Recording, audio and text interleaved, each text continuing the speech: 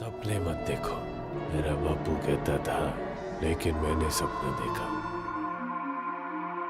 ये सीन आप में से काफ़ी लोगों ने देखा ही होगा। अब ये तो मूवी है, रियलिटी नहीं। पर अगर मैं कहूँ ये कहानी किसकी असली ज़िंदगी है तो तुम मानोगे?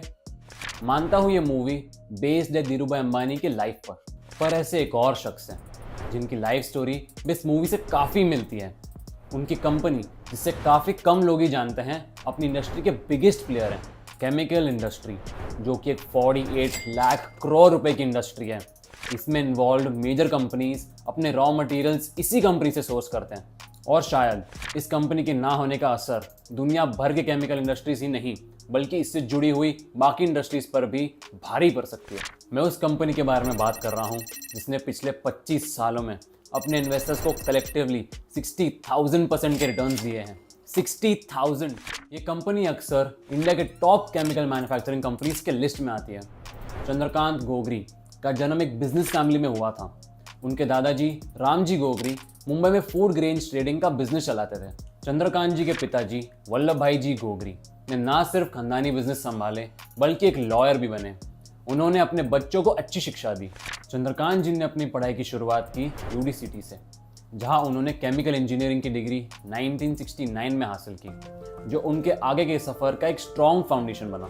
उन्होंने अपने प्रोफेसर से बहुत कुछ सीखा और ये समझा कि इनोवेशन और रिसर्च इस फील्ड में कितना ज़रूरी है। उन्होंने ये भी देखा कि किस तरह से केमिकल्स का इस्तेमाल हर इंडस्ट्री में हो रहा है और केमिकल्स अलग इंडस्ट्री के लिए कितने इंपॉर्टेंट होते हैं। डिग्री के बाद चंद्रकांत जी ने एक यूजुअल ग्रेजुएट की तरह एक जॉब की शुरुआत की, लेकिन उन्हें बाकी लोगों से अलग ये बनाता है कि उनका मोटिव जॉब करके सेटल होना नहीं था बल्कि इंडस्ट्री में अपना एक मार्क छोड़ना था। और ऐसे ही 1975 में उन्होंने अपने दोस्तों परिमल देसाई और शांतिलाल शाह के साथ मिलकर मुंबई डोंबिवली के एक छोटे से रूम में एल्केमी लैब्स शुरू की, जहां उन्होंने एक छोटे से शेड में डाइमेथिल सल्फेट बनाया।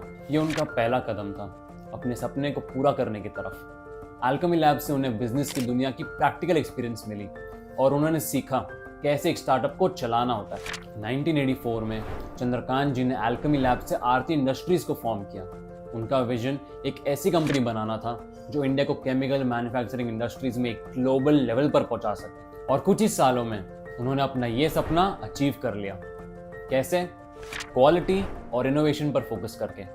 आरती इंडस्ट्रीज के अर्ली सक्सेस का मेन रीजन ये था कि वो रिसर्च एंड डेवलपमेंट पर काफी फोकस करते थे। उन्होंने अपने प्रोडक्ट रेंज और मैन्युफैक्चरिंग कैपेबिलिटीज को तेजी से बढ़ाया। उन्हें समझा कि मार्केट के जरूरतों को समझना और उसके अकॉर्डिंग प्रोडक्ट्स डेवलप करना जरूरी है। आरती इंडस्ट्रीज की शुरुआत छोटी सी थी, लेकिन उन्होंने जल्दी डाइमेथिल सल्फेट के अलावा और भी केमिकल्स पर फोकस किया। उन्होंने देखा कि इंडिया में केमिकल्स की डिमांड बढ़ रही है और उन्होंने इस मौके का फायदा उठाया। चंद्रकांत जी ने अपने दोस्तों और फैमिली के साथ मिलकर एक स्ट्रॉन्ग टीम बनाई जो उनकी विजन को आगे बढ़ाने में मदद कर रही थी। गोगरी ब्रदर्स की जर्नी आसान नहीं थी। लाइसेंस राज के टाइम में कंपनी को कई रेगुलेटरी चैलेंजेस का सामना करना पड़ा, लेकिन 1990s में इंडियन इकोनॉमी की लिबरलाइजेशन ने उनके लिए नए मौके खोले। 1992 से 1995 के बीच गोगरी ब्रदर्स ने 5 आईपीओ निकाले, लेकिन इनको उन्होंने 2 लिस्टेड कंपनीज में मर्ज कर दिया, आरती इंडस्ट्रीज और आरती ड्रग्स।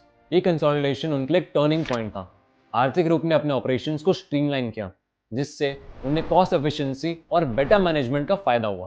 उन्होंने नए प्रोडक्ट्स लॉन्च किए और अपनी मैन्युफैक्चरिंग प्रोसेसेस को मॉडर्नाइज किया।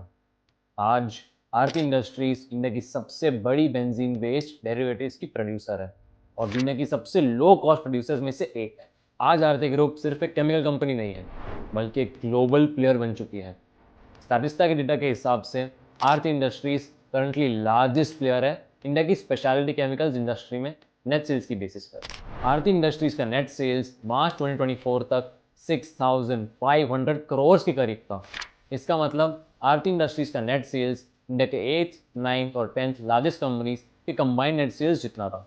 सिर्फ और सिर्फ इंडिया में आरती ग्रुप की सब्सिडरी आरती इंडस्ट्रीज के 16 मैन्युफैक्चरिंग फैसिलिटी है, जो कि इनके पीयर्स के कंपैरिजन में सबसे ज़्यादा है। 1992 में आरती इंडस्ट्रीज में इन्वेस्ट किए गए 1 लाख 2021 में 10 करोड़ बन जाते हैं।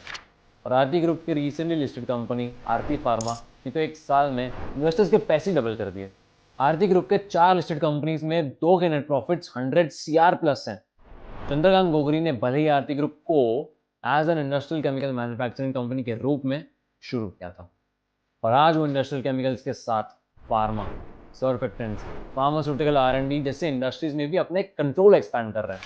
कंपनी ने दीपक फर्टिलाइजर्स के साथ एक 20 साल का कॉन्ट्रैक्ट साइन किया है, जिससे उन्हें नाइट्रिक एसिड की सप्लाई मिलेगी, जो कि स्पेशलिटी केमिकल्स के लिए क्रिटिकल बिल्डिंग ब्लॉक है। इस कॉन्ट्रैक्ट से उन्हें रॉ मटेरियल प्राइसेस में भी डिस्काउंट मिलेगी, जो उनकी प्रॉफिटेबिलिटी को एनहांस करेगा। 1999 में आर्थ इंडस्ट्रीज का शेयर प्राइस था ₹1, आज है वो ₹573 पर।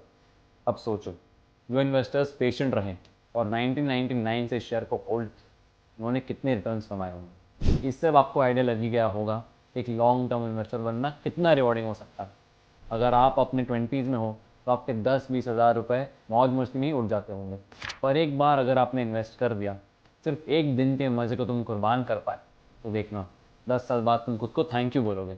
अब तुमने लॉन्ग टर्म के लिए इन्वेस्ट करने का डिसीजन ले लिया, अब क्या, कौन सी कंपनी में करना है, कितने कंपनीज में करना चाहिए, कौन सी कंपनी लॉन्ग टर्म में परफॉर्म कर पाएगी। अगर आपके मन में भी ये सारे क्वेश्चंस आ रहे हैं, तो इसी कंफ्यूजन को दूर करने के लिए है ट्रेडबुक। ट्रेडबुक के IPO और स्टॉक रिपोर्ट्स की मदद से आप राइट स्टॉक्स में इन्वेस्ट कर सकते हो राइट पीरियड ऑफ टाइम के लिए। जैसे हर चमकती चीज़ सोना नहीं होती, वैसे ही सारे बढ़ते हुए शेयर्स लॉन्ग टर्म के लिए नहीं होते। ट्रेडबुक आपको इस शेयर बाजार के जंगल में अपना रास्ता ढूंढने में मदद करेगा, जिससे आप सक्सेसफुली अपने डेस्टिनेशन पर पहुंच पाओगे। So that was it for today, guys. Until next time.